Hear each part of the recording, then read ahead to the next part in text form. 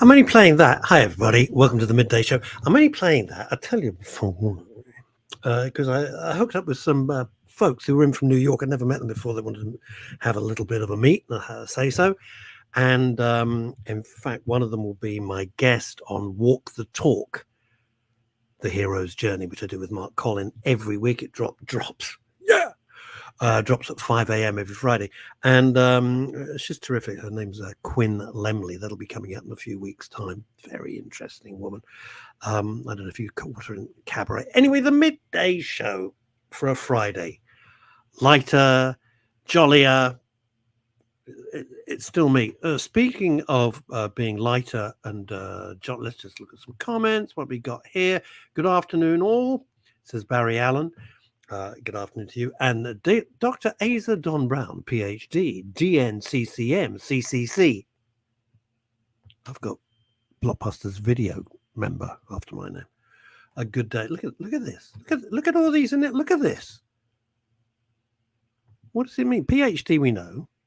DNCCM, not a clue.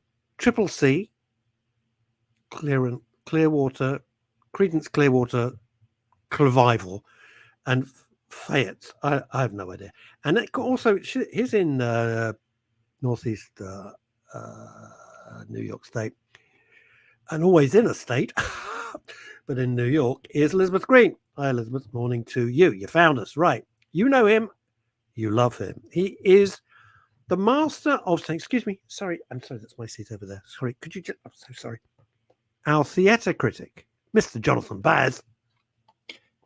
Russ, good afternoon. Yes, and yes, that's me. Yes. Great to be here on this new link, this new platform. Thank you so much. Thanks for staying with us, JB. I hugely appreciate it. You know, you never know what's going to go on in life, but I'm thrilled that you stayed with us. Indeed. And very well. For me to have the privilege of working with such a classic broadcaster as yourself. Yeah. Thank you very much. You're very good. It seems appropriate to open with a slightly classical approach to London's theatre scene, with a little bit of Shakespeare to kick this afternoon's session off. I always think of it as the morning, by the way. Indeed, yes. Yeah, it's I do. It's there are three Shakespearean productions that I want to touch upon, and then we'll come on to matters musical. Anyway, we're going to start at the bottom and work up. And so it's Midsummer Night's Dream. See what I did there? Boom, boom. Boom. What an ass. What an ass. Anyway, no, not quite so much that one. This is Othello at Shakespeare's Globe. Shakespeare's Globe, renowned, as you know, for upending productions and where one's expecting traditional castings to find them untraditional, and where Othello is, of course, the Moor of Venice, traditionally paid by a person of colour. Years and years ago, disgracefully, when such was the norm, you had Laurence Olivier putting on blackface. Thankfully, those days are behind us, long behind us. Could I just jump in? JB, let me just jump in just for a sec. You've used an interesting word, which I can't let slip by. You said disgracefully. I hear what you're saying, and I get what you're saying, but I think we're of an age, you and I, well, I certainly am, that you can't judge everything with the perspective of 2024. You know, when Olivia played Othello in blackface, now you look at it and go, really? But then it was the Laurence Olivier.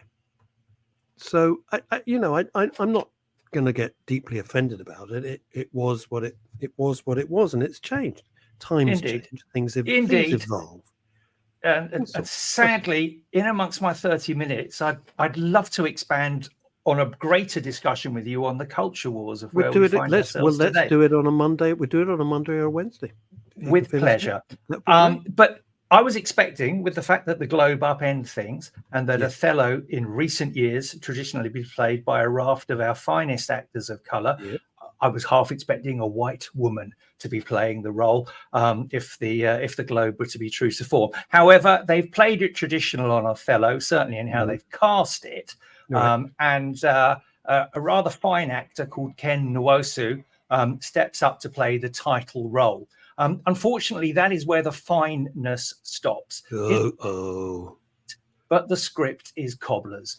The director, Ola, I don't know if it's a chap, excuse me. The director, Ola Ince. Sorry, what is that? That sounds like something you get in a Swedish delicatessen. What the hell is that? Ola-Ince. So Ola has set their production of Othello in London in 2023. So this is more, as I said in my review, he's more Moorgate than Venetian, to be honest. They've given it a backdrop of the Metropolitan Police. And I'm the first to agree that the Metropolitan Police is certainly a flawed institution. They are far from perfect.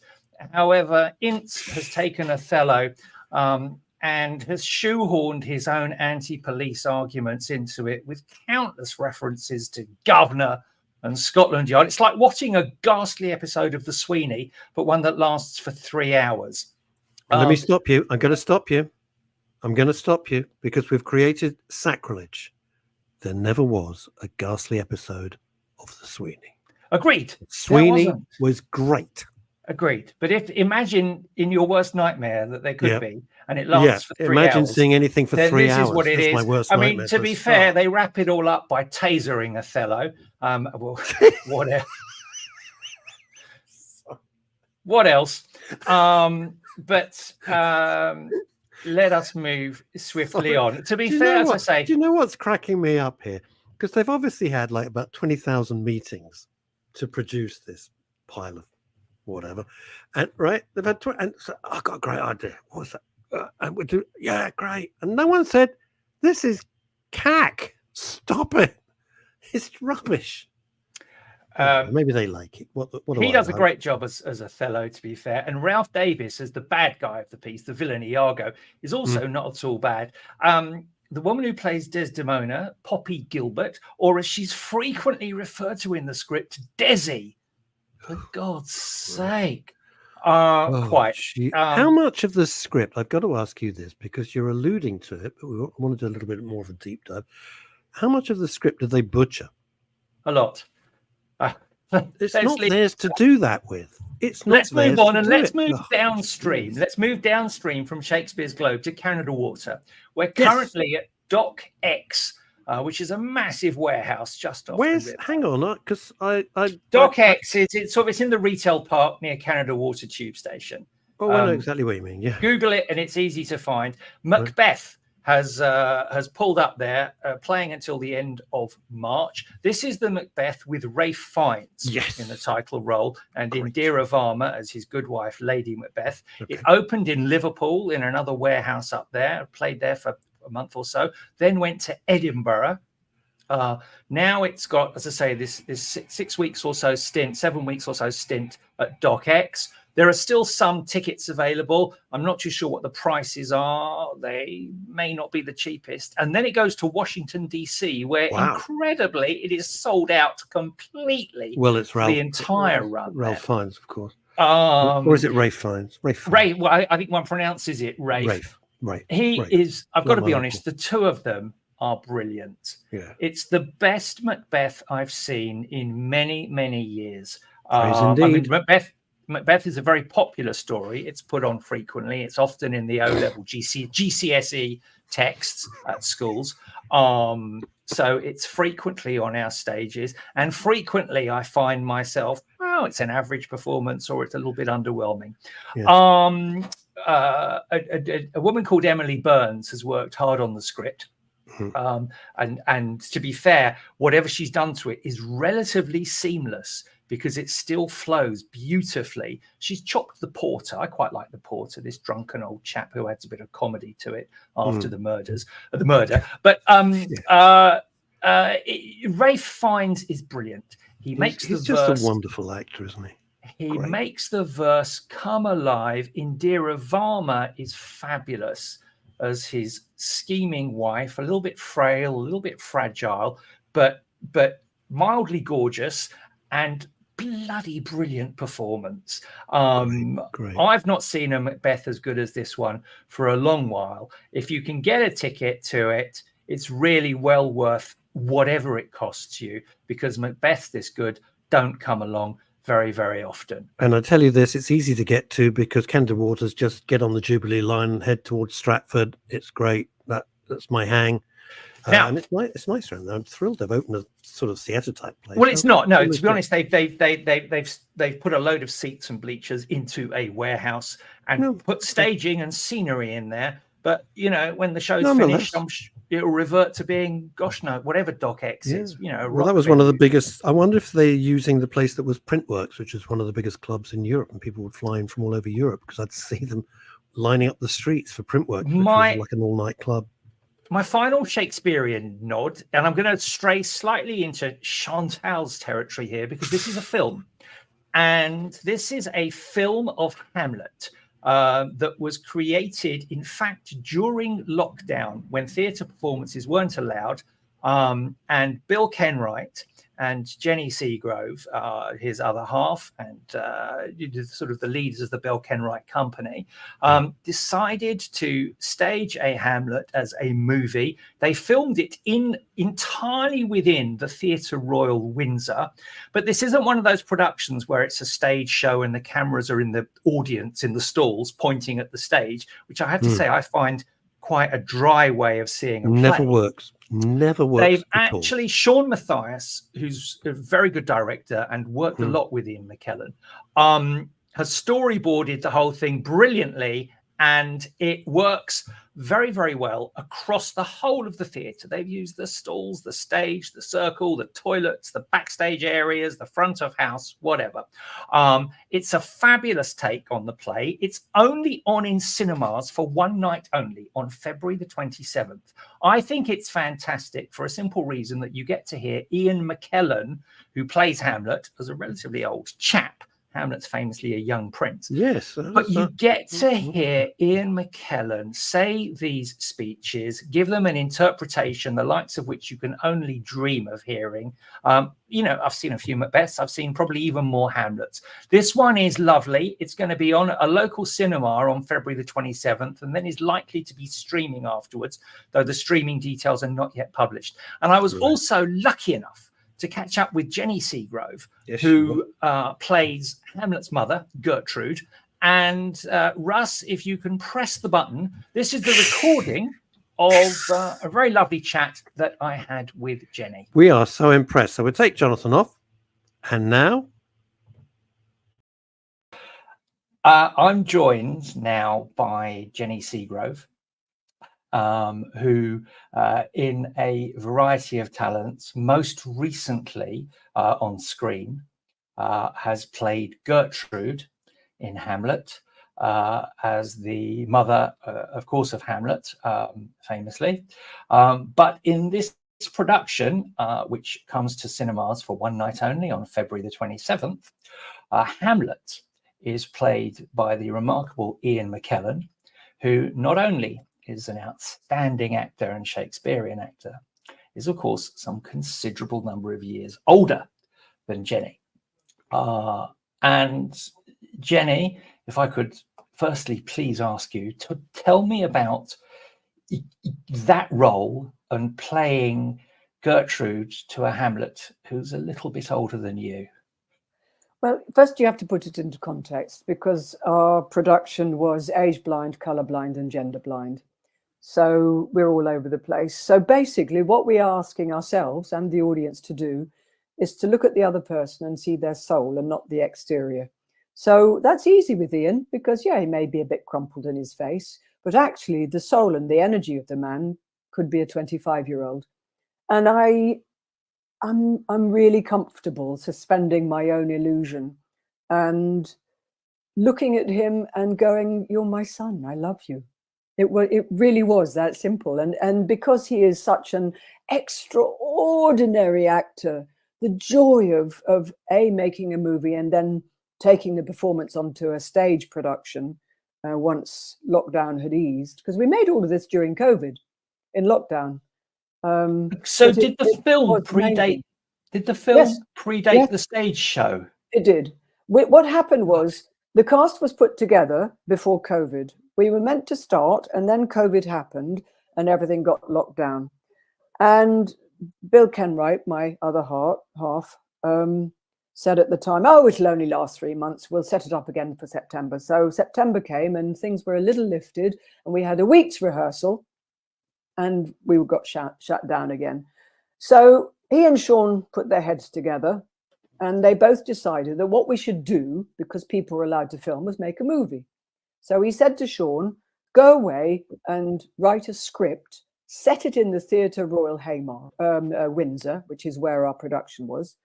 And it's a theatre that Bill Kenwright Limited actually owns. And we'll make it." So Sean went away and wrote this wonderful idea of kind of Elsinore in this theatre, and used all the rooms all over the theatre and the stage and the auditorium and the toilets, and you name it, he used it. And so we shot this in lockdown with all the social distancing, all the COVID testing every day, all the, you know, instead of catering, we had sort of funny little plastic things brought into us. But it was wonderful. It was wonderful to be working. And then when COVID finally lifted enough to do a proper production rather than a socially distanced one, we then re-rehearsed and did it at the Theatre Royal Windsor for, I think, about 6 or 8 weeks. Gosh, I hadn't realised that the film predated the stage show. Yes, our stage show was a stage show. This is a feature film. Oh no, absolutely, and it's been brilliantly story. I should add the Sean that you've referred to is, of course, Sean Matthias, who's directed, and I think he's got a very, very good professional understanding of not only the company but of Sir Ian McKellen as well. Absolutely knows how to coax fabulous work from all of you. And you know, I'd say Ian is certainly one of our greatest Shakespearean actors. Do you know what? His first soliloquy is worth the price of the ticket alone. It is just, you're mesmerized. But also what we wanted to do was make Shakespeare accessible. And so we cut all the these and the thys, and we made them you and yours, which actually messed up the poetry quite a lot, but it doesn't matter. And anything we didn't understand and we couldn't make work for a modern audience, we sort of went, well, if we can't understand and we can't make it work, we want this to be accessible, so we're going to cut it. So it is a very trimmed down. You've got the bare bones of the thriller, because Hamlet is a thriller. Oh yeah, and it's a rocking good story with an element of, well, a huge amount of dollop of psychology in the middle. And you've got this great giant of a man in Ian McKellen playing this tortured, wonderful creature, Hamlet. And I think it's something that you said right at the beginning of this conversation about, you know, you looked at Ian and you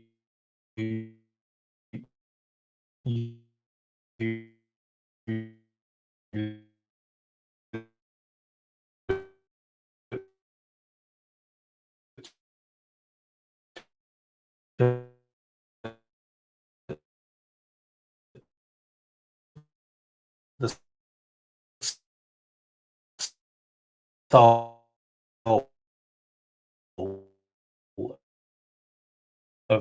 of your son who you were playing. His opening up was wonderful. I quite liked Alice Wynne Davis as Ophelia. Oh, she was wonderful. She was absolutely wonderful. Yeah, she was little rock star.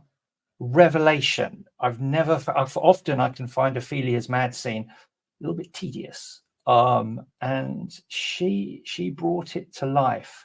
And aside from yourself, there's such a fabulous company. You've got Stephen Burkhoff as a gorgeously pompous Polonius. Frankie Barber as player number one. Yes, and some wonderful young new talent. Yeah, yes, indeed. Ben Allen, Ashley Gale. All sorts of wonderful Jonathan. It's only on. I'm going to lodge a mild complaint. Why is it only on in cinemas for one night only? To take a line from a song. You would have to ask the people who've bought the distribution rights. I suspect it's because they suspect that no one wants to go to see Shakespeare. And I suspect they might be surprised because I think people will want to see this one. So who knows? Maybe there'll be sure it'll be on it. all the streaming platforms immediately thereafter, no doubt. I hope so, because I really do want people to be able to watch it and go, oh my goodness, Shakespeare's amazing. Well, I think on those words, Jenny, thank you ever so much. Shakespeare is amazing. And in the work that you and the Bill Kenwright Company have put together with this movie, with Ian in the title role, is amazing. It's fantastic. My bill. It was my bill. We take no credit. It was him. It was his idea. So he's not with us any longer, but I hope he's looking down going, that's great, job done. It is. February the 27th, folks, in the cinemas. Buy your tickets.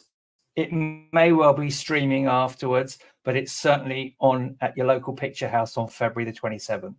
Jenny, thank you ever so much. Bye-bye. Bye.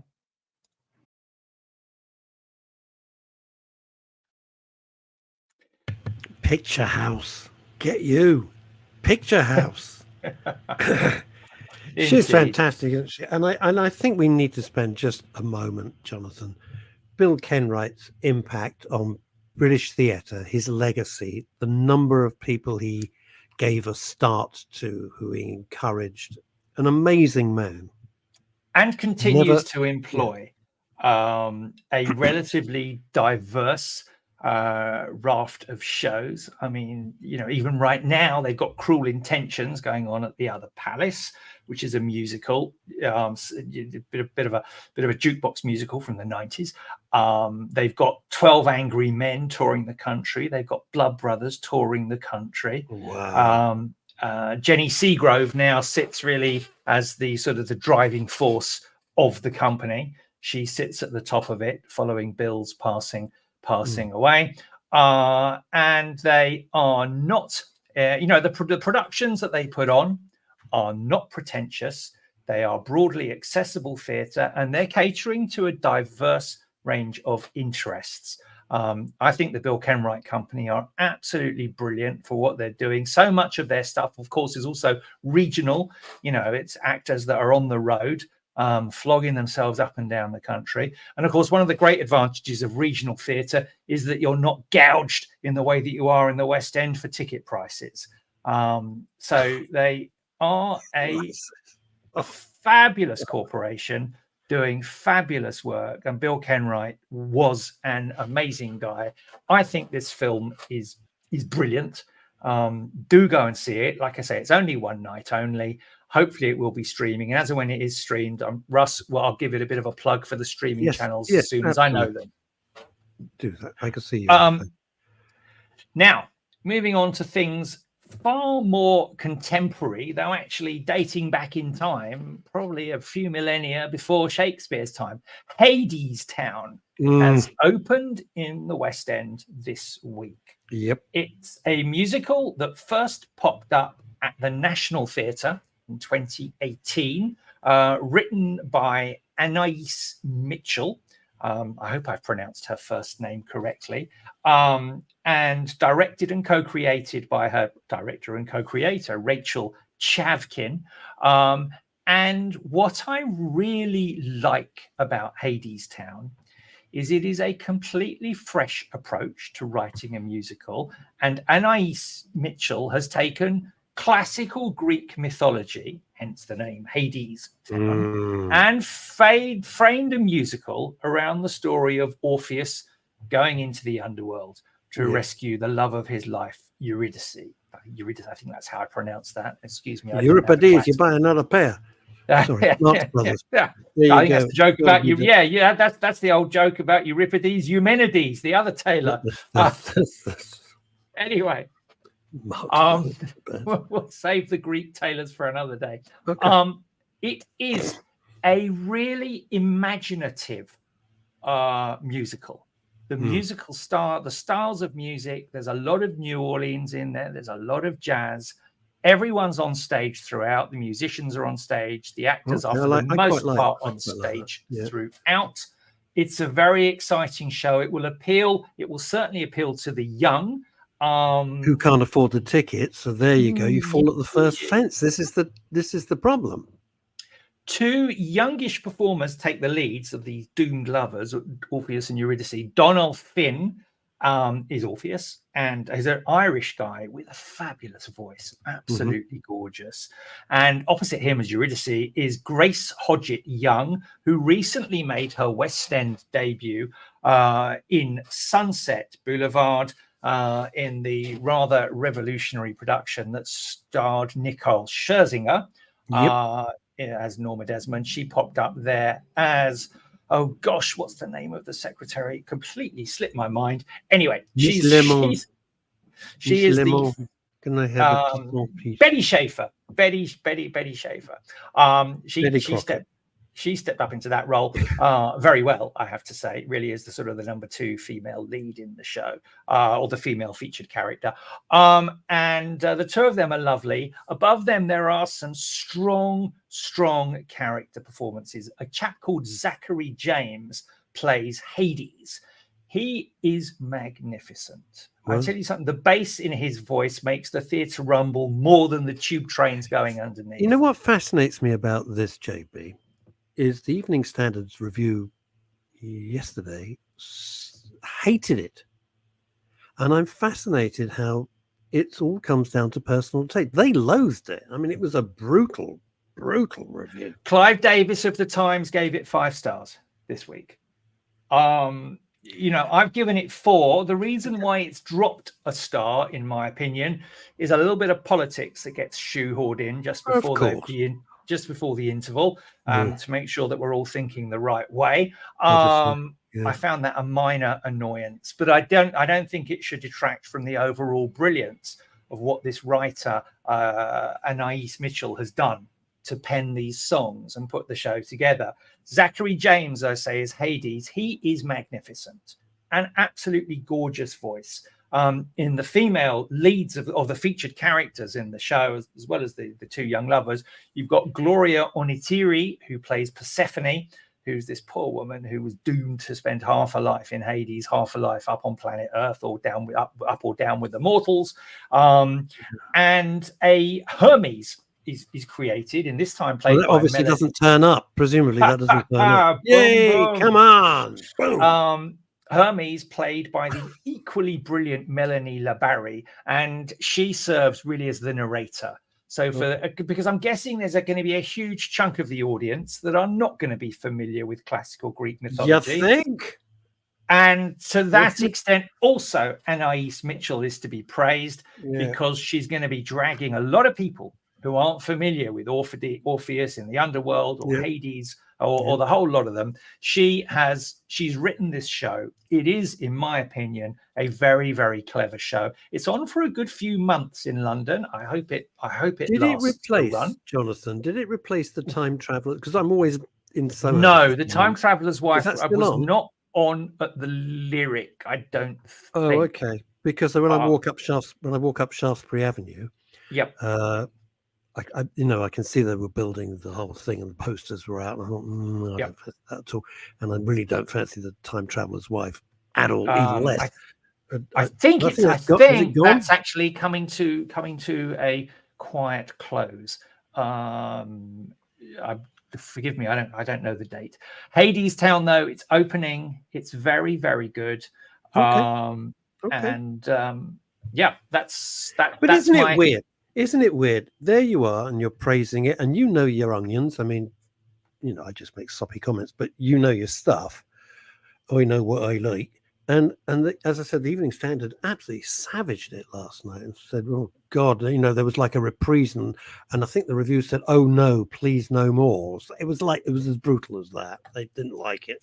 They didn't like it. Clive Davis ended his review by saying there are far too many standing ovations in the West End these days, but on this occasion, this one was thoroughly deserved.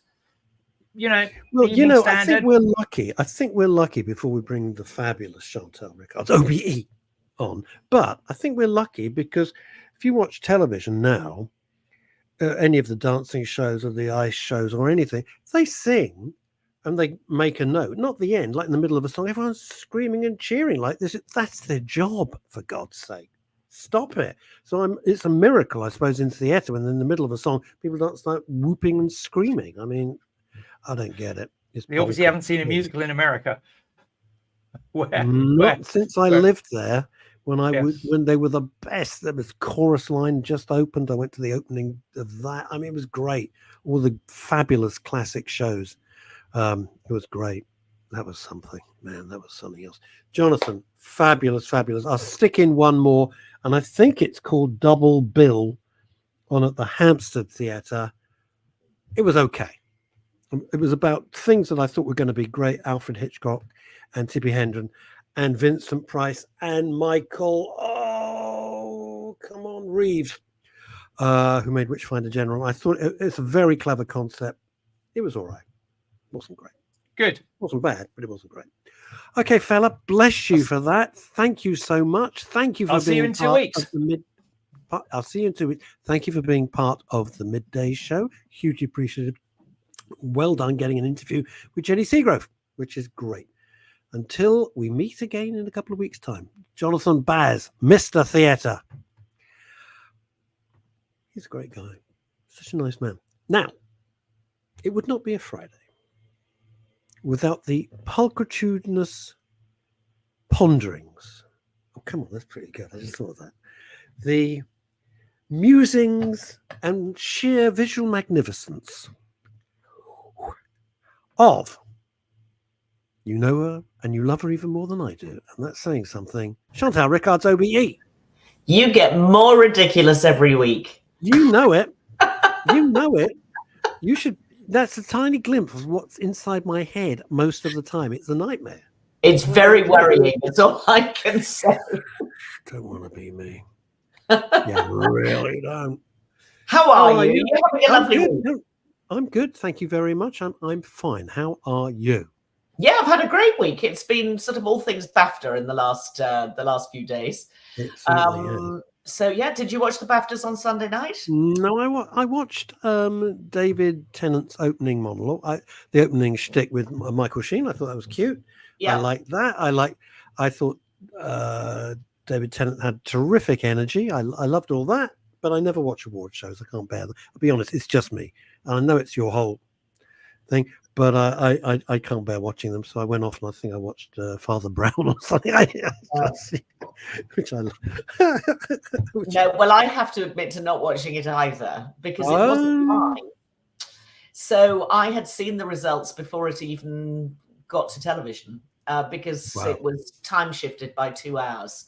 So I just thought I did watch the David Tennant Open because I wanted to see that. Yeah, and then on the clips afterwards, I did watch the Gatecrasher turning up on stage for the for Oppenheimer winning the best film. Really? I didn't know about. What is that? I missed all that. Sorry. Yeah, I've been a bit busy. Not great. Not BAFTA's finest hour. Not when you've got some stranger wandered on sitting in the audience. Oh Christ! So a stranger a stranger who's a social influencer apparently. Oh, for God's sake! You mean unemployed? Well, someone who's got very rich parents. Yes, I don't know. I'm not sure he'll get employed now. What a load of crap! God, I hate that stuff. And the interesting thing is that in the old days, that somebody had something to say, and there was people would protest, and I'm all for a good, let's just protest about something we believe in. But just to stand there and say absolutely nothing, I just thought, what was the point? What on earth were you doing? I mean, what were you trying to achieve? Well, exactly. The ego on these people, the ego and the total lack of talent is in equal measure. What's the point? No. And I think it's so desperate. Before we get on to all your stuff, it is such a pathetic reflection of how we live. You have a social influencer so we can see how to live. I don't need you to tell me how to live. Thank you. No. You're an idiot. And I'm not interested in what you have to say. I don't care what brand of garbage you're pushing this week. I don't care. I don't need it. Yeah. I don't understand the whole thing, but there you go. It is what it is. What it is. I know, but I've said they can get paid fortunes. God damn. And fame is corrosive. Yeah. Hopefully, one of these days he will realise that. Keith Allen's quote, which I will now screw up. Yeah. He said, "Fame if I get it slightly wrong, I apologise. If it's big Keith Allen. Keith Allen terrifies me, to be honest with you. Keith Allen said, "Fame is a mask that will eat your face off." Oh wow, I've never heard that. I thought that was so true. He said it about 30 plus years ago. Really? And I thought, if ever you wanted a definition of fame, it's a mask you put on that'll eat your face. He's right. That's a great phrase. I haven't heard it. I shall use it. Yeah. So this person just stood there like a lemon and wandered off, or something. And so, and Killian was on the stage, and Christopher Nolan and his wife Emma, and she was accepting the award, and this guy just stood at the back. I mean, it was just sort of a bit of a mystery, because I sort of looked at it and thought it was a bit random. Well, did you think they were the sound? They could have been like the sound editor, or no. Yeah.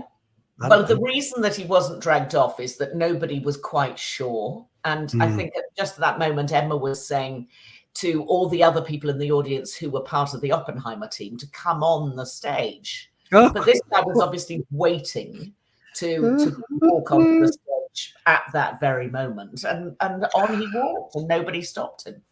So anyway. Were you surprised, as a professional, as ex-CEO of BAFTA Los Angeles, it's been it's what you do for a living.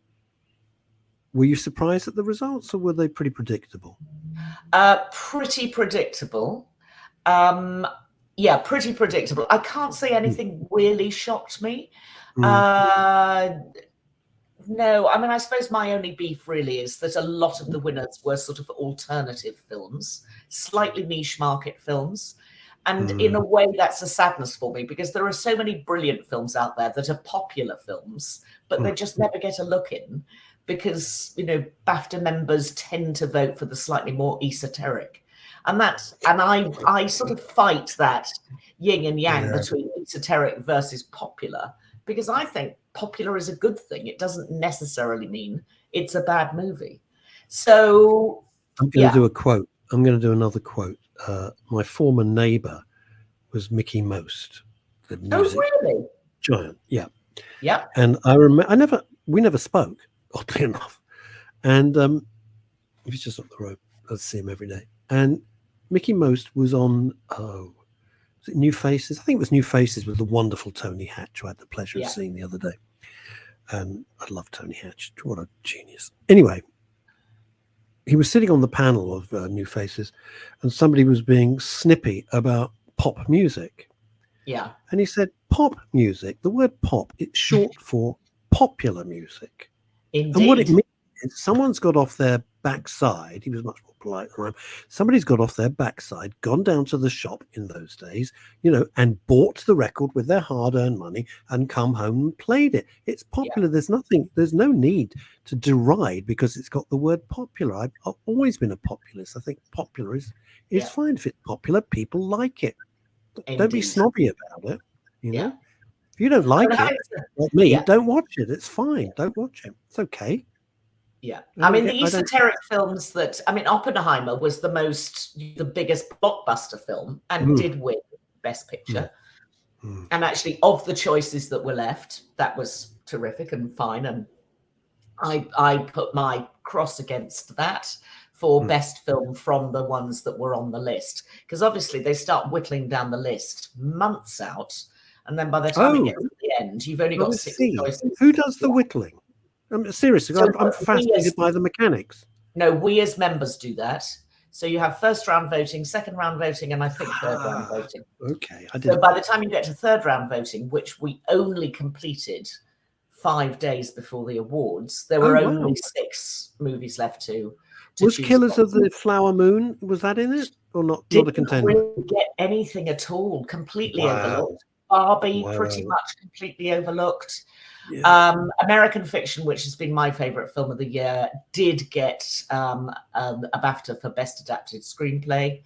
Emma Stone won for the crazy film that is called Poor Things, which if people go to see it, bit controversial apparently. Very controversial, super bonkers film, hypersexualized. It's mad, basically. Okay. Don't tell me it's like the end of Saltburn. No, well, Saltburn got overlooked as well. Good, thank God for that.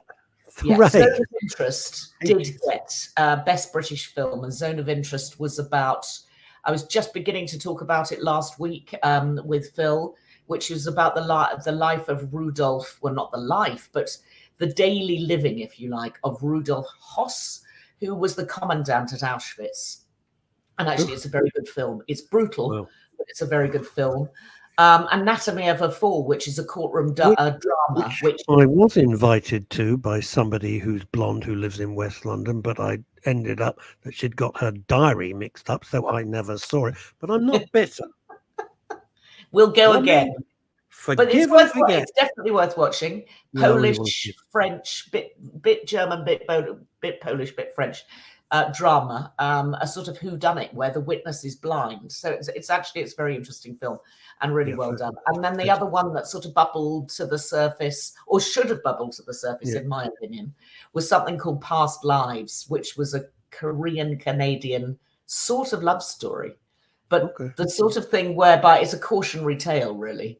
You know, should you answer the call out on Facebook from an old boyfriend or an old girlfriend? No.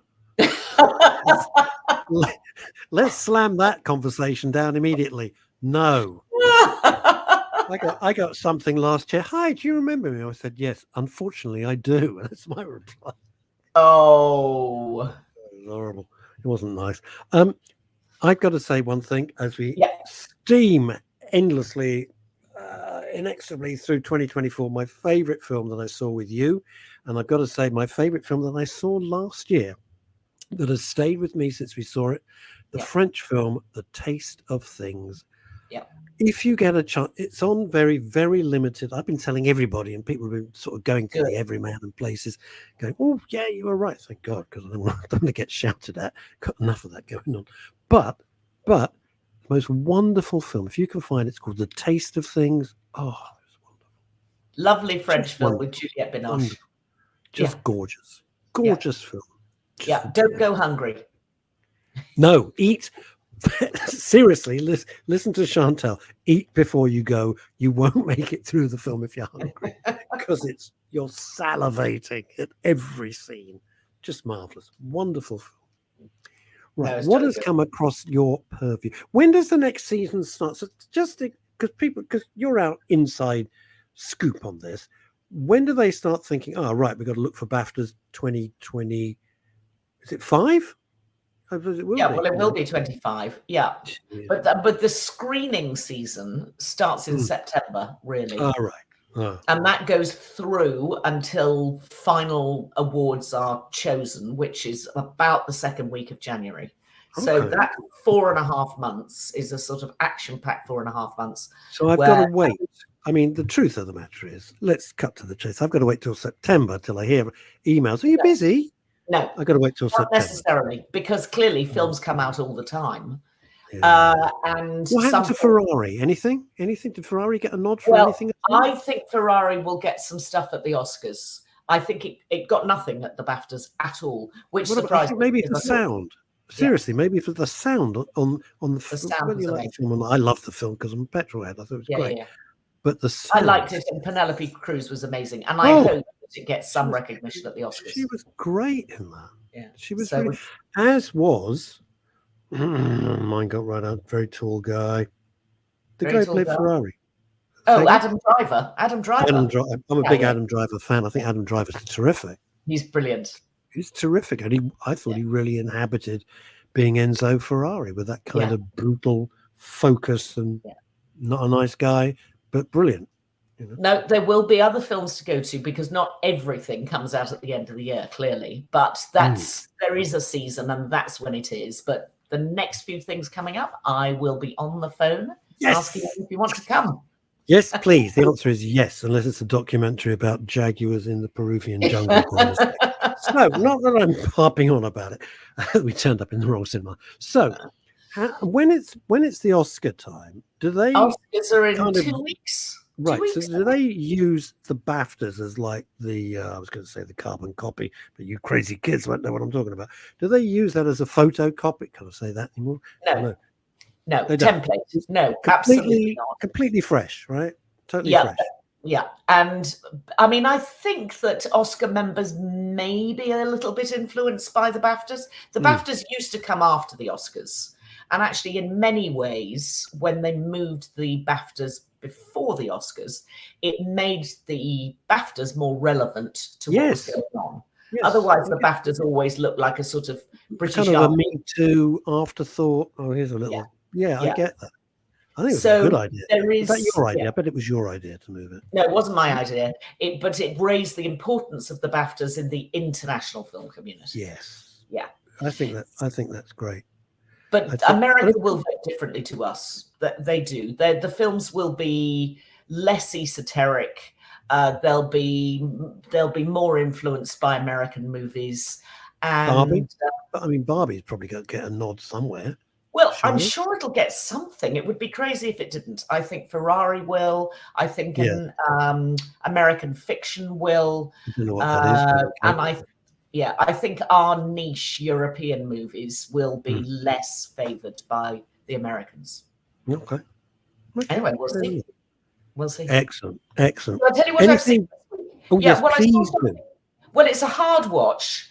And I found it quite triggering because, you know, we all went through lockdown together, and most of us came out together, thank God. And there's a very good 3-part drama with Joanne Froggatt, who I like her. You'll remember as Downton Abbey, wasn't she? Yeah, from Downton Abbey, exactly. Yeah. And it's a 3-part drama called Breathless, which is, you know, clearly a title to conjure over. And she plays the part of a hospital consultant on the front line of looking after people coming in who need help with COVID symptoms. It's based on a book by a real doctor. Jed Mercurio is one of the co-writers. We like him. With another writer who also was a doctor. So you've basically got from 3 medics, 3 people who either are medics. Was Jed Mercurio a doctor at some point? I think he was. I may have got that wrong, but I think he was. I think he was one of those. Isn't he? He's not the line of duty. Is he trigger point or line of duty? Yeah. He's Mr. Line of Duty, isn't he? Correct. I mean, he is one of the best writers, executive producers he's that we've got in terrific. this country. He's terrifically skilled. Yeah. Wish I had his talent. But the story is very clever because it just takes this one hospital, this one group of frontline workers, and it shows you their private lives and how they wrestle with not seeing their kids, or, you know, only seeing them on the other side of the room, or, I mean, just awful at that sort of personal impact. And then you keep cutting back to the hospital, but then rather cleverly, they intercut stupid things from Boris saying, it's all fine, I went round and shook everybody's hand yesterday. And so you get increasingly irritated by being shown all the inadequacies of how the government was running it. That's if you feel that the government ran it incorrectly. I mean, clearly everybody was making it up as they were going along. Absolutely. And you see frustration from the medics. But it was. It was. I'm not an apologist for any government, because I don't. Yeah. I'm a libertarian, so I think they're all terrible people. But then what happened this week in the House of Commons was absolute utter disgrace, and I'm so angry I can't even talk about it. However, the pandemic was completely uncharted. No one knew what they were doing because we've never experienced it before. No. So it's so easy to say, I'd have done, really? You'd have done this? You'd have done that? If you thought millions of people were going to die, you'd have that on your shoulders. Yeah. It's very easy to be critical, and hindsight's a brilliant thing, isn't it? Yeah. I mean, there were a couple of easy pot shots that looked a little bit mean, that weren't entirely necessary. But then there was other stuff that was, you know, where they talked about PPE and the government were saying, it's fine, we've got everything we need. But then you knew from the hospitals that actually it wasn't there. And people were being, you know, they were taking in masks that school children were making, or building supply companies were bringing in masks. Yeah. So, you know, clearly the system wasn't perfect, but it's worth watching. It is a little bit triggering. I mean, I literally felt quite sort of panicked again about, oh my God, I remember how I felt when we went into lockdown. Really? But she's so good, and it's absolutely worth persevering. Joanne Froggatt is a terrific actress, and she's also one of my favorite voiceover artists Oh, for audiobooks. She's tremendous. She does really? loads of audiobooks, and she's very good. Very, very good. I've never met I didn't her. know that. Just putting it out there. You know, she's talented and multifaceted, which is great. Yeah. No, she is terrific, and she's got a lovely North Yorkshire accent, which I like. So, anyway, And I like it that she's brave, because she looks, you know, au naturel, shall we say. There wasn't any glamour or anything. She looks like, you know, ragged, as you would expect her to be on the front line. Graham Pack saying the whole world was after PPE. Unfortunately, mistakes were made over buying it. Yep. I'll say that slightly. Yeah. Indeed. God. Oh my Anyway. God! Look, it's interesting. The interesting for this is not one of his funny comments. I've got it recorded and not watched it yet. Both my children are doctors and went through the fun and games during COVID at their hospitals. Oh God! So there you go. So Graham knows from his personal experience with his kids what that was like. No wonder that's triggering. Ooh. Yeah, I did. I mean, I never fell out of love with the NHS because I am a great supporter of it. My mum and dad joined it on the day it was created in 47 or 48. But it made me fall in love again with the NHS, because I do remember how the country so came together in support of the NHS. And it did make me just think, my God, those people were really put through the ringer. It's an interesting thing how people can, and I'm a classic example, just read the room wrong. Every now and then, Katie Hopkins, who I'm not going to get into whether you like her, whether you hate her, whatever. She has a voice. Yeah. And she was yesterday on her little piece, because it's only a little piece, was just popping at them. And I thought, really, why do that now? What's to gain? And she did something which I was really upset about, and I was surprised. Katie Hopkins, I interviewed her. We did an hour's interview ages ago. She's a highly intelligent person, whether you like her or whether you loathe her. She's not stupid. And she did a Kate Garraway remark that my stomach knotted up. I'm sitting on my own in my study, and I thought, why would you do that? That's so freaking unnecessary. That shocked me actually. Shocked me to do that. You know, I push the boundaries, but I'd never do that. I just wouldn't. think it's very disrespectful. Very, very disrespectful. I'm surprised for someone so smart. Anyway, what's worth watching?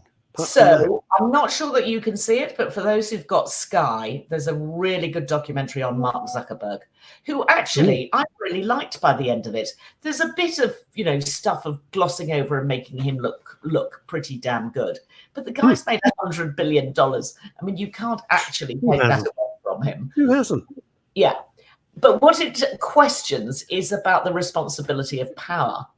And he's put through his paces. They show quite a lot of the congressional committee that he had to go and stand in front of, where they were asking him about, what basically, was he meddling? Was he supportive? What was he trying to do? He effectively, Facebook and Instagram are the most important social media platforms in the world if you combine the power of the two of them, certainly at the time where this documentary was. Yes, absolutely. And I think he wants to do good. I mean, if you think of the lunatics who've run businesses over the years, and Facebook could have come out of the brain of somebody absolutely crazy and bonkers and being divisive and awful and dreadful for the planet.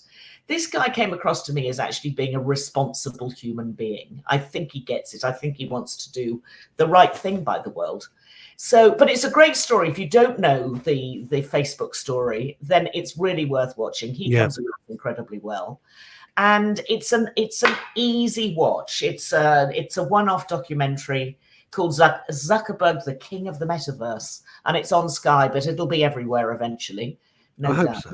I hope so. Interesting. Now, I was upset that I couldn't watch the new series of True Detective, and there was a long article saying, why did it miss?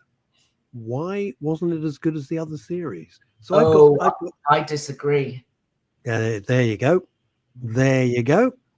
I watched the final episode last night, and so many series I start and I never get to the end because I never get the time. And that's the one that I've put the time aside to see it all the way through to the end of the 6th episode. Jodie Foster is fantastic. Her co-star is Jodie Foster's great. What an actress. Yeah, it was confirmed yesterday that they're going to a 5th series. Excellent. So right. I didn't Excellent. read, I didn't read who the stars were, but there's going to be another series. And Karen said, I love the True Detective series with Jodie Foster. I was dying to see it, but ain't got Sky. So no. You'll have to wait for a while. Oh, okay. All right then. Do you like that Michael McIntyre show? His Big Show. Big Show. Well, I've watched. It's quite fun, isn't it? It's innocuous. Yeah. No, it is fun. I see the clips as they come up on my Facebook feed. Often of him phoning somebody, getting the mobile phone of somebody famous. Oh, the text to everyone or text to all or whatever. That's funny. I enjoy it. It's it's silly it's funny because I never know who the celebs are. I never know who the celebs. I have a clue, but I find him. I like him. I know it. It's just cheesy light entertainment, but that's okay. There's a space for it. Yeah, he is a really nice man. I don't think there's an evil bone in his body. No. He is so warm. Yeah. And I love the way that he sort of titters and laughs at his own jokes, but they're good jokes. He's a very good comedian. He's a good writer. I was giving a talk yesterday to the Celebrant Circle, and I was explaining, because he makes it look easy, but it's not. And of course, he road tests all his jokes. Does he? Oh, yes. Michael McIntyre does very small little focus groups, and I don't blame him. Sometimes, and friends of mine have been in it, no more than maybe 10, 15 people with notepads, and he goes through everything, and they critique it. They're just members of the public, by the way, and critique it, and this is good, and that. And that's why his stuff is so good. Because he works damn hard. He works hard at it. Same as Ricky Gervais does his works in progress to I was lucky to see Armageddon with a small audience, and it was great. He had notes in his hand, and some stuff's working, some stuff's dying on its backside. It's great. I love seeing that. It's fascinating. Terrific. Yeah, it's really, really good. Yeah. Oh, here we go. Graham Pack. Speak of the devil. I saw Michael McIntyre last night at a work in progress show with around 200 people in the audience. So that's quite big for him. Yeah. Okay. Well, I'd like to know more about those, frankly. Yes, they're very good. Well, Graham Pack is your man. He seems to have an inside track. I've made that up. There we are. I'm so pleased, and I do want to say thank you for joining us on the Midday Show. I'm not saying goodbye. What I mean is I'm really thrilled that you stuck with us. I appreciate it enormously. I know the audience absolutely thrilled that you're here and didn't go away. It's great. If you're wondering where Phil Dave's actually traveling, and he only realized, oh my God, I've got to get to X. I said, well, you can't do both. You can't do the show from the car as you're driving up the motorway. So that's why he's not here. There's no subtext. Phil will be back. No worries. We'll see him next week, I'm sure. We will see him next week. Chantal, thank you so much. Great pleasure. Lovely to see you. Have a smashing weekend. I appreciate it. Do my best. Thank you. Isn't she great? Chantal Rickards, the absolute best. And she's very, very modest about, what she's done and what she's achieved and her place in the industry. Unlike so many other people, she's great. And thank you all. That's what I wanted to say from the heart of my bottom. That's not right. Thank you for staying with us. Thank you for supporting the Midday Show. It's going to be better, bigger, more exciting, lighter, because I think that's what you want. If I've got it wrong, we can readdress it. But I'm not going to be all about mental health and well-being. We're obviously going to talk about it a lot, but it's not going to be always top of the list anymore. Have a lovely, lovely weekend. Enjoy it. And as I always say, until we meet again on Monday, stay out of trouble. Bye-bye.